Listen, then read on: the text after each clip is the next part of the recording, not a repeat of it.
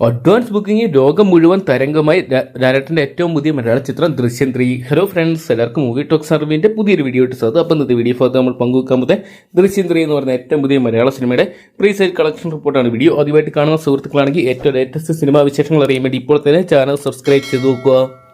റിലീസിന് ഇനി 6 ദിവസങ്ങൾ മാത്രം ബാക്കി നിൽക്കുക ഇപ്പോഴത്തെ റെക്കോർഡ് പ്രീസെയിലാണ് ചിത്രം സ്വന്തമാക്കിയിരിക്കുന്നത്.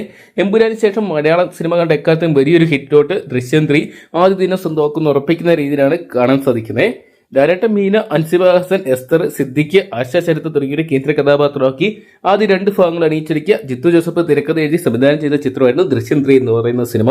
ആശീർവാദ് സിനിമാസിന്റെ ബാനറിൽ ആന്റണി പെരുമ്പാവൂര് നിർമ്മിക്കുന്ന ചിത്രം മെയ് 21 ലാലേട്ടന്റെ ബർത്ത്ഡേ ദിവസത്തോടെ തിയേറ്ററിലോട്ടെത്താൻ പോകുന്നത്. ഇപ്പോഴത്തെ ചിത്രത്തിന്റെ പ്രീസെയിൽ കളക്ഷൻ 10 കോടി പിന്നിട്ടതായിട്ടാണ് ഇപ്പോഴത്തെ ഏറ്റവും ലേറ്റസ്റ്റ് ആയിട്ടുള്ള ബോക്സ് ഓഫീസ് കളക്ഷൻ റിപ്പോർട്ടുകൾ സൂചിപ്പിക്കുന്നത്.